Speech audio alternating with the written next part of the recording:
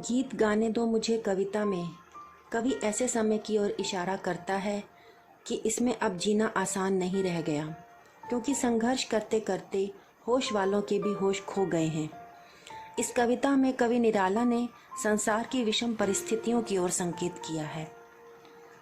कवि कहते हैं कि इस निरंतर वेदना को रोकने के लिए मुझे गीत लिखने दो, मुझे गीत गाने दो, तभी मैं वेदना को रोक पाऊंगा।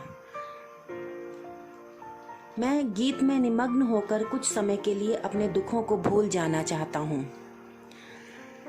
उनके मन में जो भी पीड़ा है, जो भी वेदना है, जो भी दर्द है, वो गीत गाकर या गीत लिख करके भूल जाना चाहते हैं। जीवन में चोट खा खाकर संघर्ष करते करते होश वालों के भी होश छूट जाते हैं। हाथ में जो कुछ सहारा था वो भी स्वयं को ठाकुर कहने वाले ठगों ने लूट लिया है। अब तो उनका कंठ भी अवरुद्ध हो रहा है। कहते हैं अब जिया नहीं जाता। वो कुछ बेईमान लोगों की तरफ इशारा करते हैं, ठगों की तरफ इशारा करते हैं, जो अपने आप को बताते तो ठाकुर हैं, बहुत बड़ा बताते हैं, लेकिन वो भी लूट खसोट करते हैं। कहते हैं मेरा कंठ अवरुद्ध हो रहा है, ऐसा लगता है मेरा अंत समय निकट आ गया है। कवि कहते हैं संसार में ऐसी स्थिति उत्पन्न हो गई है कि यहाँ जीना अब कठिन है। जीवन में जो कुछ भी मूल्यवान था उसे ठगों ने चालाकी से लूट लिया। इस दशा में कविता ही व्यथा को रोक सकती है। माने यदि कविता वो गाते हैं, यदि वो कविता लिखते हैं, तो उससे उनका दर्द, उनकी पीड़ा उसमें कविता में के माध्यम से बाहर निकल आएगी। तो यही एक साधन बचा है। कवि का कहना है कि पूरा संसार हार मानकर जहर से भर गया है। पूरी मानवता हाहाकार कर रही है। मानवता हार चुकी है। लोगों में सौहार्द खत्म हो गया है। मनुष्य की जिजीविषा खत्म हो गई है।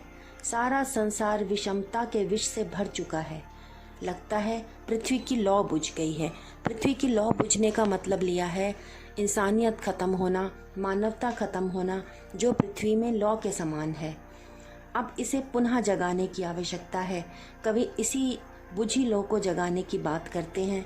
कवि वेदना को छिपाने के लिए, उसे रोकने के लिए गीत गाना चाहते हैं। वे निराशा में आशा का संचार करना चाहते हैं। कवि लोगों का आह्वान करते हैं कि तुम उठो और उत्साह से भर जाओ और इस धरती को पुनः प्रेम से सींचो। इसके अंदर पुनः मानवता, प्रेम, सौहार्द, भाईचारा ये सब भर दो। सरोज स्मृति कविता में सप्रसंग व्याख्या और काव्य सौंदर्य के लिए अंतिम पद बहुत ही मुख्य है, महत्वपूर्ण है, जिसकी मैं व्याख्या और काव्य सौंदर्य कर रही हूँ। मुझ भाग्यहीन की तू संबल, युग वर्ष बाद जब हुई विकल, दुख ही जीवन की कथा रही, क्या कहूँ आज जो नहीं कही। हो इसी कर्म पर वज्रपात, यदि धर्म रहे नत सदा मात, इस पथ पर मेरे कार्य सकल, हों भ्रष्ट शीत के शेषत दल, कन्ये गत कर्मों का अर्पण, करता मैं तेरा तर्पण। कवि निराला अपनी पुत्री की आकस्मिक मृत्यु पर करुण विलाप करते हैं। कवि के इस विलाप में उनका पुत्री के प्रति कुछ ना कर पाने का, अकर्मण्यता का बोध होता है।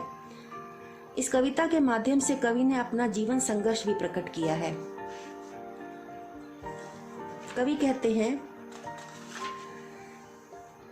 कि मुझ भाग्यहीन की तू एकमात्र सहारा थी। संबल, सहारा, अपने आप को उन्होंने भाग्यहीन कहा है। कहते हैं मैंने तेरी यादों को, तेरी स्मृतियों को बहुत समय तक अपने हृदय में संजो के रखा, परंतु अब मैं बहुत व्याकुल हो रहा हूँ। मेरा सारा जीवन तो दुख में बीता है। मेरा जीवन तो दुखों की कहानी बनकर रह गया है। उसे आज तक मैंने नहीं कहा। मैं अपने झुके हुए मस्तक पर कठोर से कठोर वज्रपात भी सह लूंगा। कठोर कष्ट सहने को वो तैयार हैं। यदि अपने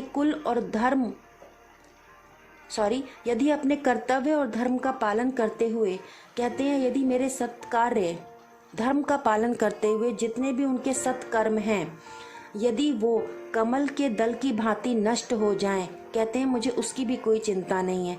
मतलब कहने का तात्पर्य है कि कहने का तात्पर्य है कि जिस प्रकार शीत ऋतु में कमल दल नष्ट हो जाता है, गिर जाता है, उसी प्रकार धर्म का पालन करते हुए यदि मेरे सत्कर्म भी नष्ट हो रहे हैं तो उन्हें कोई चिंता नहीं है। तो कवि कहते हैं, हे पुत्री, मैं अपने पिछले जन्मों के सभी पुण्य कर्मों के फल तुझे अर्पित करता हूँ और यही इसी प्रकार तेरा तर्पण करता हूँ। अर्थात श्राद्ध के रूप में तुझको पुण्य कर्मों के फल को जल के रूप में अर्पित कर रहा हूँ। तो श्राद्ध करने की विधि जो है, जो अंतिम संस्कार के समय जो तर्पण किया जाता है, उसके बाद जो तर्पण किया जाता है, उसमें कवि अपने सत्कर्मों के फल अपनी पुत्री को अर्पित करते हैं। कविता में शिल्प या उसका विशेष इस प्रकार बनता है। कवि की भाषा तत्सम प्रधान खड़ी बोली है। कवि ने अनेक अलंकारों का प्रयोग किया है। उनके हृदय की असीम वेदना व्यक्त हुई है। इस पद में विशेष रूप से शीत के से शब्दल में उपमा अलंकार है। क्या कहूँ आज जो नहीं कही, ये वक्रोक्ति अलंकार।